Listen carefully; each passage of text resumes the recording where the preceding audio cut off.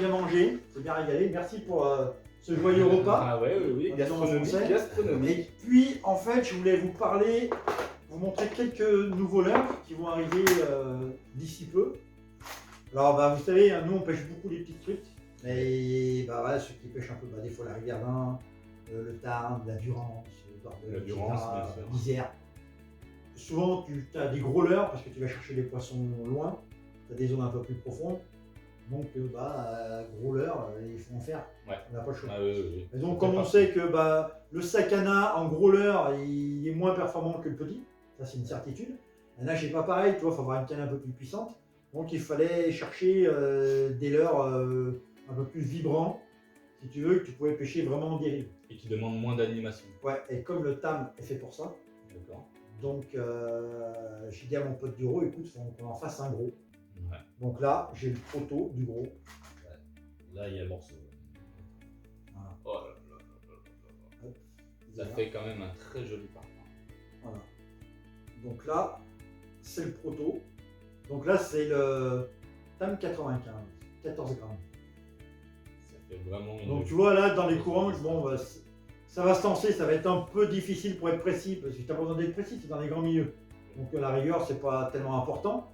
Mais tu vois, ce dos vraiment large et épais, là, tu retiens un petit peu, ça nage tout seul à la descente. Le seul moment où vraiment tu vas mouliner, c'est quand tu vas le ramener.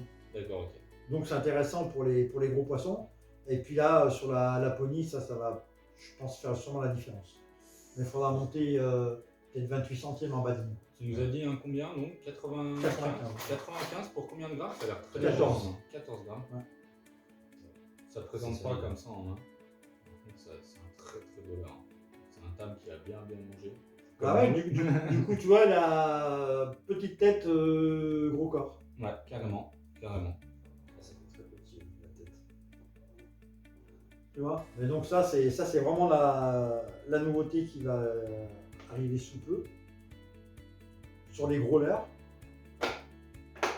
Et puis après, sur les petits. Donc, on a le TST qui marche bien en fait. C'est Damien Toussaint qui l'utilise beaucoup en Espagne. J'ai vu, Ouais, c'est Il en parle très peu, mais il fait des très très gros poissons avec. J'ai un autre guide aussi, je ne citerai pas le nom, qui l'utilise, D'accord. qui fait des gros poissons. Donc, nous sur notre rivière, ça serait bien d'utiliser le même fonctionnement que ça. Donc, j'ai fait faire des mini TST. Donc, le mini TST, on va montrer un peu à la caméra. Voilà, C'est voilà bien. la bête. Ça, c'est un bijou. Ça, c'est un bijou. Tu vois. Là, on est Donc sur- là-dedans, le plus dur, en fait, c'est pour faire ce petit bout là, l'arrière.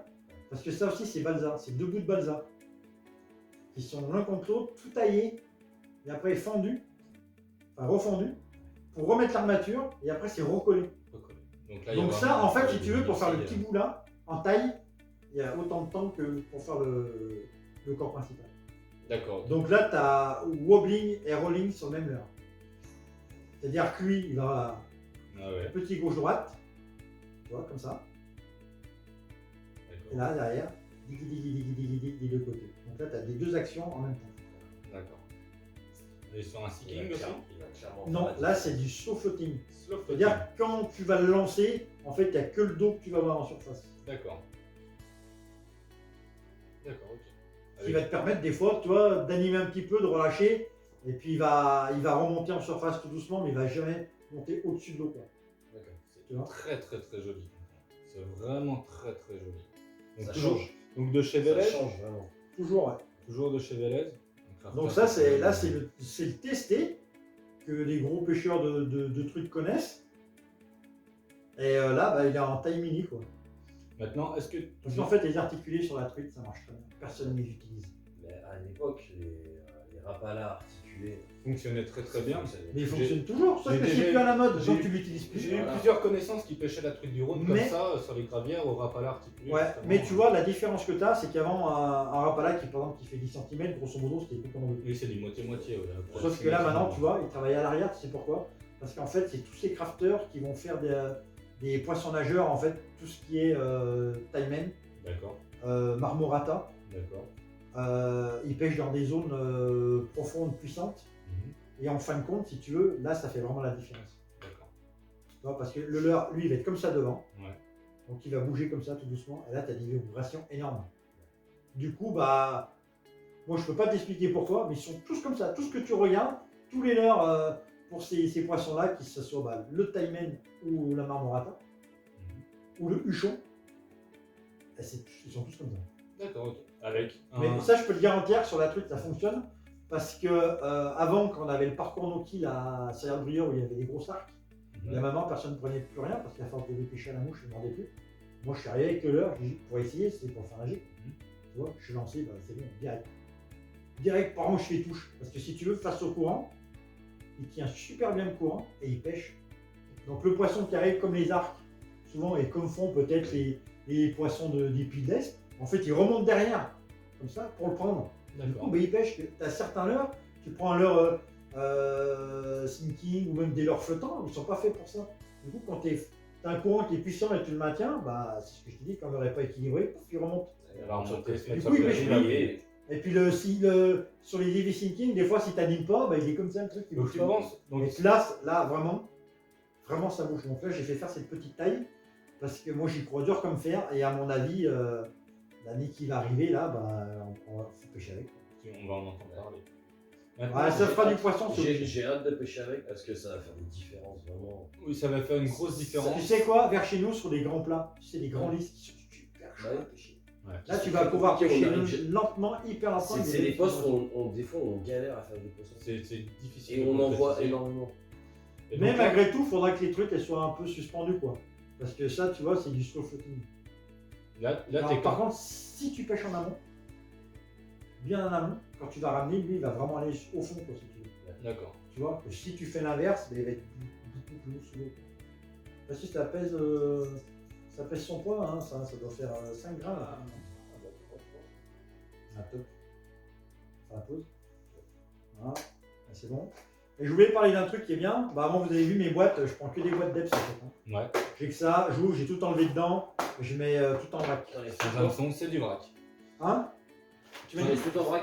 Ouais. Tu préfères? Aucun Bah, hameçon. parce que regarde, enfin, je sais pas si tu. Hein, on voit tout ce qu'il y a dedans, mais t'imagines mon gars si je dois mettre ça dans chaque case. Prends une C'est-à-dire que là j'ai par rapport au format. j'ai 1m50 de boîte quoi, tu vois.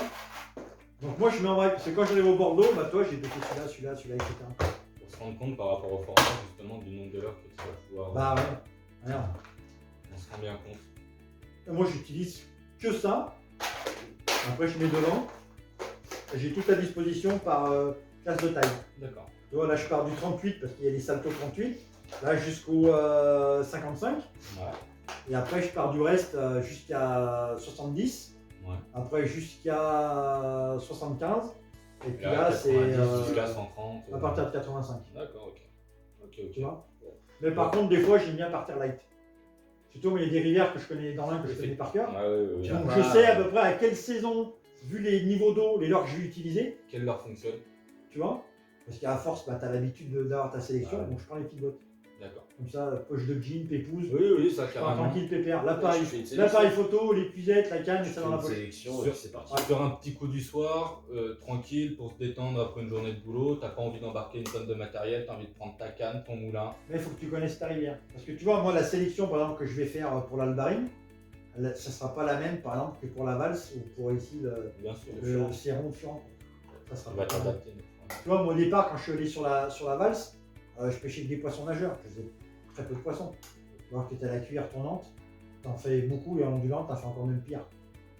Donc moi, je monte là-haut, j'ai que du métallique.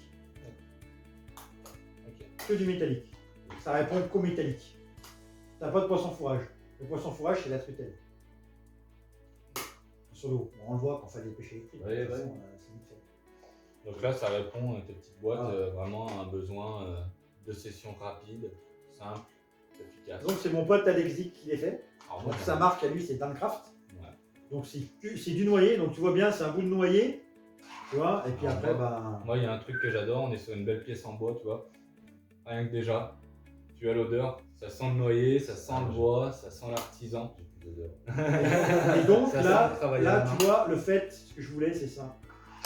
Et ça ferme. Ouais. S'il n'y a pas de retombées. Ouais, parce qu'avec les hommes, puis tu regardes, tu vois, regarde, Ça va être comme Mais il moi, faut, je suis tu vois. impressionné. Il y a Parce vraiment que je quelque- voulais pas de couvercle. il y a vraiment quelque chose qui est très impressionnant aussi, c'est le poids de la boîte. Je la trouve vraiment légère. Ah, c'est très- Elle est très Bah, très légère. Mais pourquoi? Parce que le bois il est sec. Très très agréable en main et très très Le mec, légère. le mec, son boulot, il est menuisier, il est béniste. Donc le bois, il connaît, quoi. Tu vois? Très très Ah, c'est- légère. Et le fait. Alors avant, j'en avais, si tu veux, le couvercle en bois. Le couvercle en bois, seul problème, c'est que tu vois pas tes leurres. T'as pas la Donc transparence. les gens ils sont un peu réticents. Donc du coup, il m'a dit, bah, je fais du plexiglas. Et le plexiglas, en fait, le plus long, c'est pour pouvoir mettre les aimants à l'intérieur du plexiglas. Alors moi j'ai une question qui va peut-être paraître un peu débile.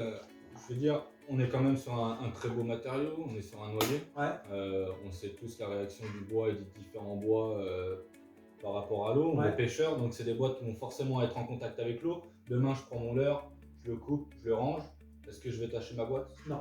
Est-ce que je vais éventuellement retrouver des traces au dos? Non. Moi, pour Aucun l'instant, problème. ils ont 2 ans. J'ai D'accord. pas eu de problème avec. Après, je suis quelqu'un de soigneux aussi. Mais ça Mais marque pas. l'avantage, à l'eau. comme c'est huilé, si tu veux, tu n'auras pas de vernis qui va sauter puisqu'il n'y a pas de vernis. D'accord, oui, c'est vrai. C'est vrai. Non, parce que souvent, moi, Oui, j'achète des boîtes avant en bois avec des couvercles qui sont comme ça, donc les charnières elles pètent. Puis surtout, tu as tout le vernis qui saute.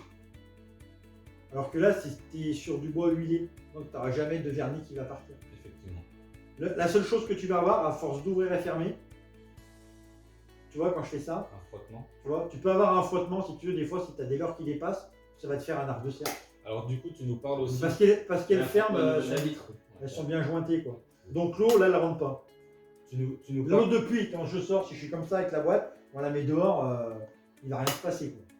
Tu nous parlais justement du fait qu'elle soit huilée, donc je suppose Après, que elle flotte, mais quand tu as des leurres, elle flotte plus. tu nous parlais du fait qu'elle soit huilée. Je suppose que est-ce qu'il y aurait éventuellement un petit entretien à faire sur sa boîte une fois par an, la passer à l'huile de lin. Ouais, tu peux. Voilà, Si t'as envie. voilà, pour quand même la Si maintenir tu et veux vraiment garantir, faire les choses et Bah, garantir ouais, l'étanchéité de ton bois. Ouais, et- c'est un peu comme tes leurres, tu peux prendre un petit peu soin de tes leurres. Ouais, Les assists, bah, de temps en temps, tu peux remettre un petit peu de vernis, de glu ou d'époxy pour qu'ils soient tout propres. Tu peux peut-être aussi les affûter, enfin, il y a plein de choses à faire. d'accord. Sur des Tu belles peux pièces faire en- plein d'entretiens. sur des belles pièces en bois comme ça, c'est quand Et même- là-dedans aussi, pareil, j'ai fait avec les leurres souples. Ouais. Donc tu mets différents leurres souples, tout ça, etc. Le gras Donc, ne marque pas. Bah, ça reste pas gras dedans. D'accord, ok. C'est important pour un Ça, bel c'est objet bien. comme Ah ça. ouais, ouais, parce que sinon, Sur une boîte sinon comme- ça n'a plus d'intérêt de prendre ça. Mais il Sinon, faut faire t'as pas- attention, c'est-à-dire que sur le plastique, tu peux te permettre de déborder, puisque tu as quand même Une souplesse. de la souplesse, que là, tu n'as pas de souplesse. Là, on est sur une plexi. Donc du coup, comme tu n'as pas de souplesse, si ça déborde et tu forces, le couvercle, là, tu vas le soulever, et puis là, Tu vas casser la charnière. la charnière, elle va se décoller en fait. si tu veux. D'accord. Il va y Surtout, avoir tu vas du rayer, jeu. tu vas rayer toute Tu ta vas boîte. varier le plexi. C'est dommage. Puis toi, ça ferme. Moi, je voulais une boîte qui ferme pratique. Là, tu peux faire ça un milliard de fois, il ne va rien se passer. Le fait des fois avec les charnières, C'est vrai. bah, les charnières, bah, c'est comme de partout, ça bouge.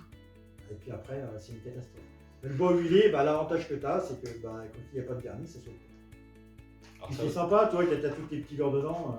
Moi qui suis très client du bois, tu vois, petite table Ouais. en bois massif, opinel, etc. etc. Vraiment, je trouve que ça correspond très bien à mon état d'esprit. On est vraiment dedans, ça sent l'artisanat à plein nez. C'est vraiment un très très bel objet. C'est Ouais, c'est un beau classieux produit. tout en étant sobre. C'est une petite finition, j'ai envie de dire.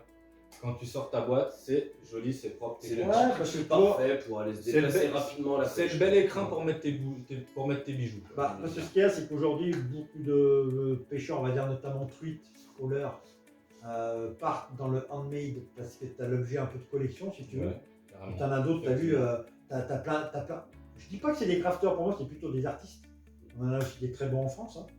Et quand tu achètes là, en fait, les couleurs, elles sont tellement belles. Bah, du coup, d'être dans une boîte, je veux dire, vulgaire, plastique, Ouais. bah, ça peut aussi enlever son charme. Tu vois, on revient toujours à l'essentiel des voitures. Quand tu as une belle voiture, machin, tu aimes bien avoir à l'intérieur. tu vois. Ouais. Par exemple. On est d'accord. Tu vois, tu rajoutes un cachet. Après, ça reste une Ah, boîte. puis il faut l'entretenir. Ah Si on aime bien nos jolis leurres. Tout ça, il faut les mettre en valeur. Moi, j'ai deux styles. Soit c'est là où je mets tout en vrac, parce que c'est tous les leurres de la boutique. Soit je vais Tu vouloir. vois, quand je veux faire des photos, tout ça, etc., tous les leurres sont là. Où j'ai un client qui me dit, ah, j'ai entendu parler de. Bah, je peux lui sortir. Tu vois, après, moi, quand je veux faire ma pêche à moi ou un petit tournage ou quoi, bah, je vais mettre là-dedans parce que tu vois, ça donne un peu plus de de cachet. cachet, de valeur au matériel que tu utilises.